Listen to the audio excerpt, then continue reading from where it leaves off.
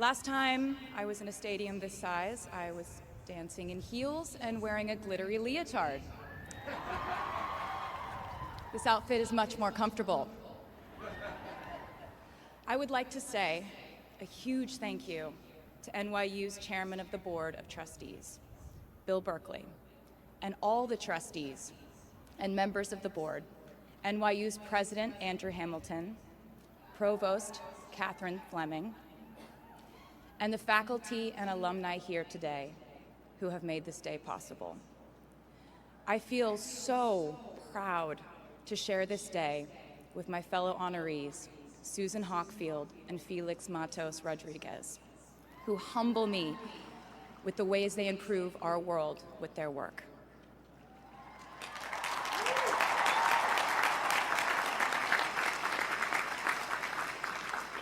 As for me, I'm 90% sure the main reason I'm here is because I have a song called 22.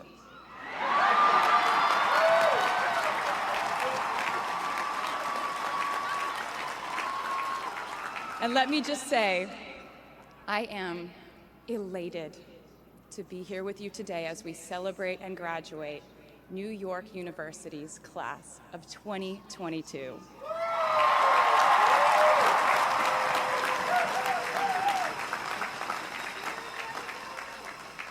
Not a single one of us here today has done it alone. We are each a patchwork quilt of those who have loved us, those who have believed in our futures, those who showed us empathy and kindness, or told us the truth even when it wasn't easy to hear. Those who told us we could do it when there was absolutely no proof of that. Someone read stories to you and taught you to dream and offered up some moral code of right and wrong for you to try and live by. Someone tried their best to explain every concept in this insanely complex world to the child that was you as you asked a bazillion questions, like, how does the moon work? And why can we eat salad but not grass? And maybe they didn't do it perfectly. No one ever can. Maybe they aren't with us anymore. In that case, I hope you'll remember them today. If they are in this stadium, I hope you'll find your own way to express your gratitude for all the steps and missteps that have led us to this common destination.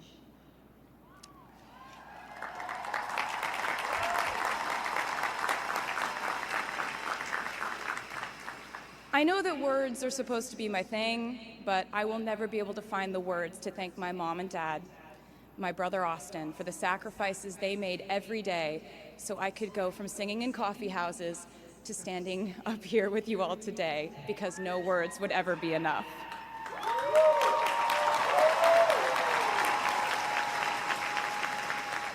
To all the incredible parents, family members, mentors, teachers, allies, friends, and loved ones here today who have supported these students in their pursuit of educational enrichment, let me say to you now, welcome to New York. It's been waiting for you.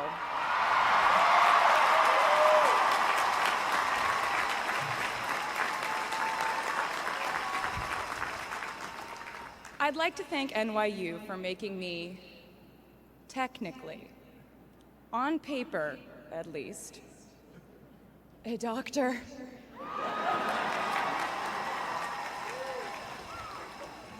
Not the type of doctor you would want around in case of an emergency.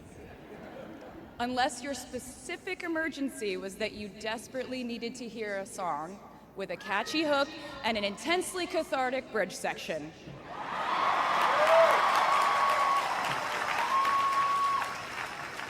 Or if your emergency was that you needed a person who can name over 50 breeds of cats in 1 minute. I never got to have a normal college experience, per se. I went to public high school until 10th grade, and then finished my education doing homeschool work on the floors of airport terminals.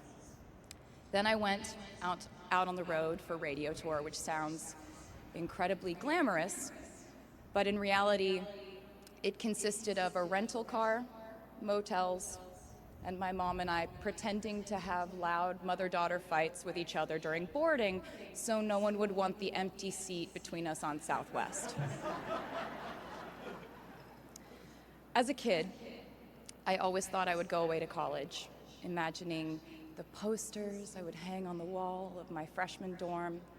I even set the ending of my music video from my song Love Story at my fantasy imaginary college, where I meet a male model reading a book on the grass, and with one single glance, we realized we had been in love in our past lives. Which is exactly what you guys all experienced at some point in the last 4 years, right?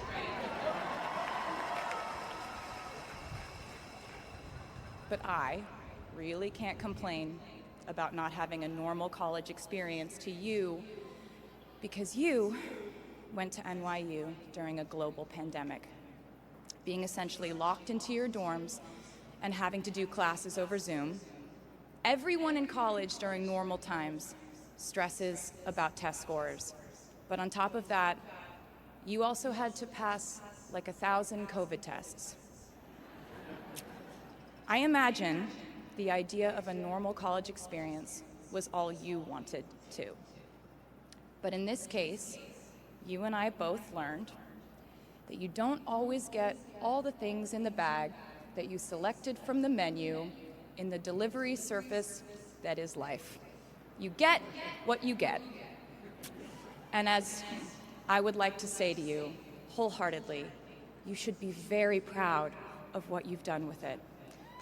Today, you leave New York University and then go out into the world searching what's next. And so will I.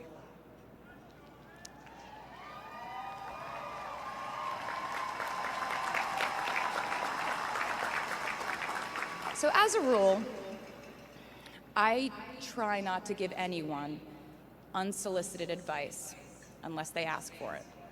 I'll go into this more later. I guess I have been officially solicited in this situation to impart whatever wisdom I might have to tell you things that have helped me so far in my life. Please bear in mind that I in no way feel qualified to tell you what to do. You've worked and struggled and sacrificed and studied and dreamed your way here today. And so you know what you're doing. You'll do things differently than I did them, and for different reasons. So I won't tell you what to do, because no one likes that.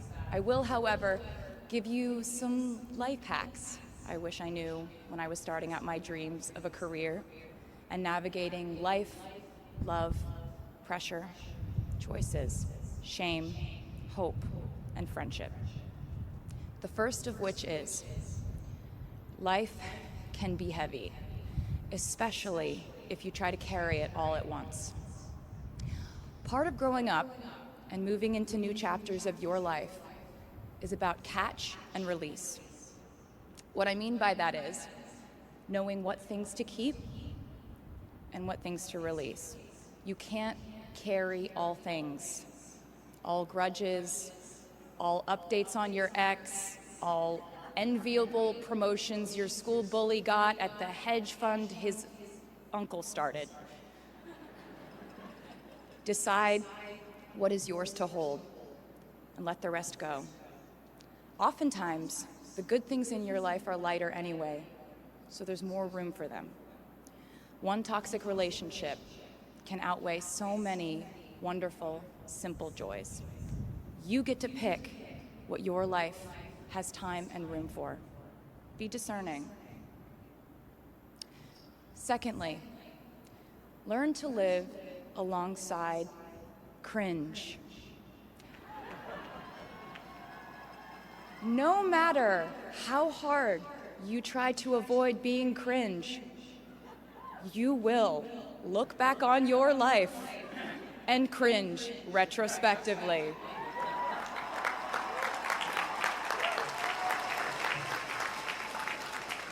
Cringe is unavoidable over a lifetime. Even the term cringe might someday be deemed cringe.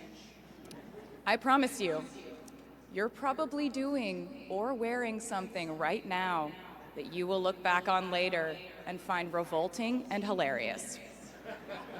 You can't avoid it, so don't try to. For example, I had a phase where, for the entirety of 2012, I dressed like a 1950s housewife. But you know what? I was having fun. Trends and phases are fun. Looking back and laughing is fun. And while we're talking about things that make us squirm but really shouldn't, I'd like to say I'm a big advocate for not hiding your enthusiasm for things.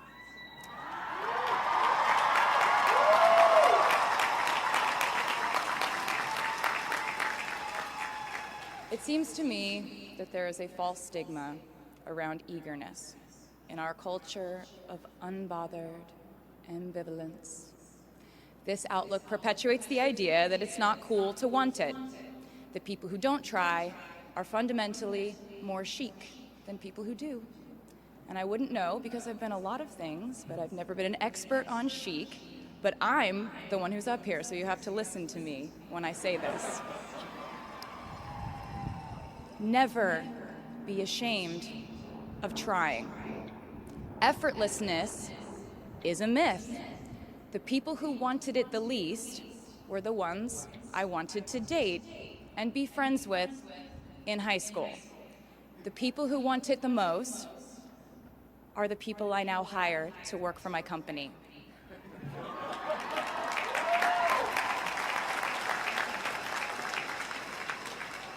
I started writing songs when I was 12, and since then, it's been the compass guiding my life, and in turn, my life guided my writing.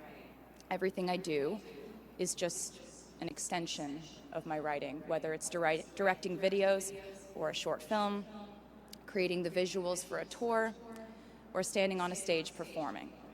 Everything is connected by my love of the craft, the thrill of working through ideas and narrowing them down and polishing it all up in the end, editing, waking up in the middle of the night, throwing out the old idea because you just thought of a newer, better one, or a plot device that ties the whole thing together. There's a reason they call it a hook. Sometimes a string of words just ensnares me, and I can't focus on anything until it's been recorded or written down. As a songwriter, I've never been able to sit still or stay in one creative place for too long. I've made and released 11 albums, and in the process, I've switched genre from country to pop to alternative to folk. And this might sound like a very songwriter-centric line of discussion, but in a way, I really do think we are all writers. And most of us write in a different voice for different situations. You write differently in your Instagram stories than you do your senior thesis. You send a different type of email to your boss than you do your best friend from home. We are all literary chameleons, and I think it's fascinating. It's just a continuation of the idea that we are so many things all the time. And I know it can be really overwhelming figuring out who to be and when, who you are now, and how to act in order to get where you want to go. I have some good news. It's totally up to you. I have some terrifying news. It's totally up to you. I said to you earlier that I don't ever offer advice unless someone asks me for it, and now I'll tell you why. As a person who started my very public career at the age of 15, it came with a price. And that price was years of unsolicited advice.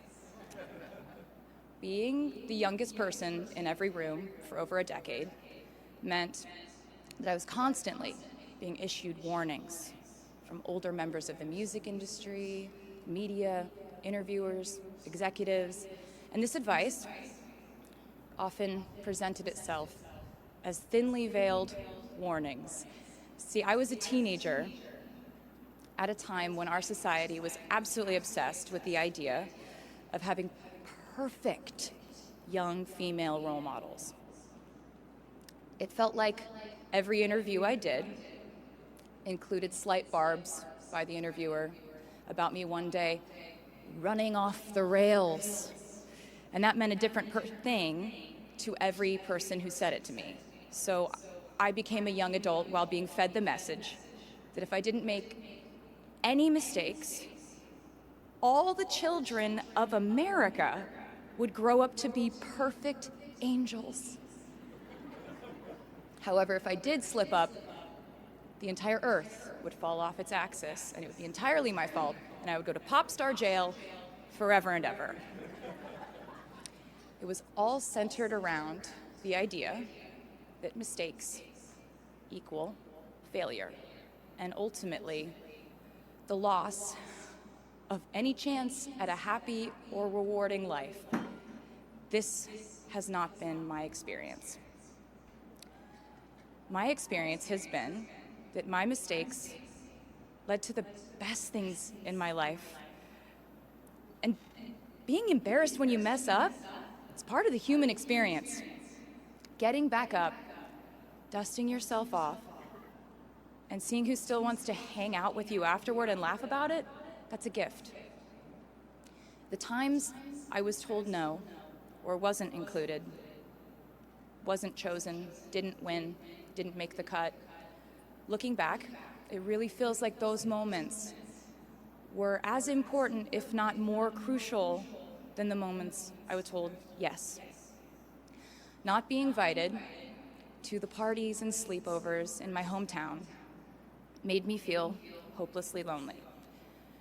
But because I felt alone, I would sit in my room and write the songs that would get me a ticket somewhere else. Having label executives in Nashville tell me that only 35-year-old housewives listen to country music, and there was no place for a 13-year-old on their roster, made me cry in the car on the way home. But then I'd post my songs on my MySpace, and yes, MySpace. And I would message with other teenagers like me who loved country music, but just didn't have anyone singing from their perspective. Having journalists write in-depth, oftentimes critical pieces about who they perceived me to be made me feel like I was living in some weird simulation. But it also made me look inward to learn about who I actually am. Having the world treat my love life like a spectator sport in which I lose every single game was not a great way to date in my teens and 20s. But it taught me to protect my private life fiercely. Being publicly humiliated over and over again at a young age was excruciatingly painful, but it forced me to devalue the ridiculous notion of minute-by-minute, ever-fluctuating social relevance and likability.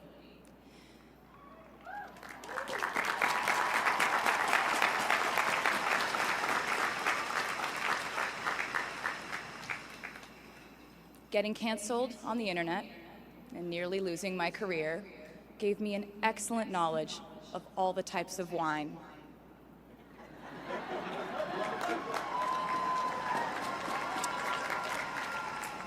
I know I sound like a consummate optimist, but I'm really not. I lose perspective all the time. Sometimes everything just feels completely pointless. I know the pressure of living your life through the lens of perfectionism. And I know that I'm talking to a group of perfectionists because you are here today graduating from NYU.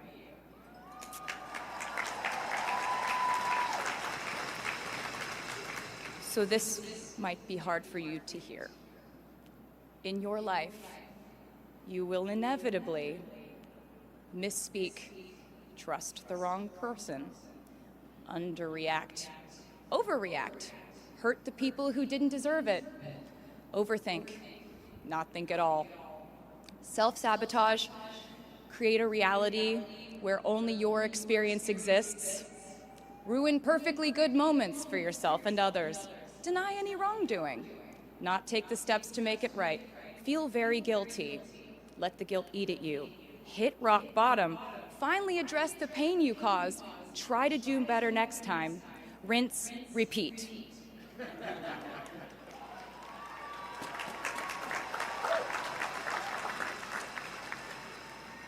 And I'm not gonna lie, these mistakes will cause you to lose things.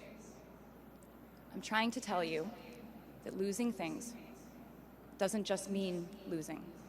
A lot of the time, when we lose things, we gain things too. Now you leave the structure and framework of school and chart your own path. Every choice you make leads to the next choice, which leads to the next, and I know it's hard to know which path to take. There will be times in life where you need to stand up for yourself. Times when the right thing is actually to back down and apologize. Times when the right thing is to fight. Times when the right thing is to turn and run. Times to hold on with all you have. And times to let go with grace. Sometimes the right thing to do is to throw out the old schools of thought in the name of progress and reform. Sometimes the right thing to do is to sit and listen to the wisdom of those who have come before us. How will you know what the right choice is in these crucial moments? You won't. How do I give advice to this many people about their life choices? I won't. The scary news is you're on your own now. But the cool news is you're on your own now.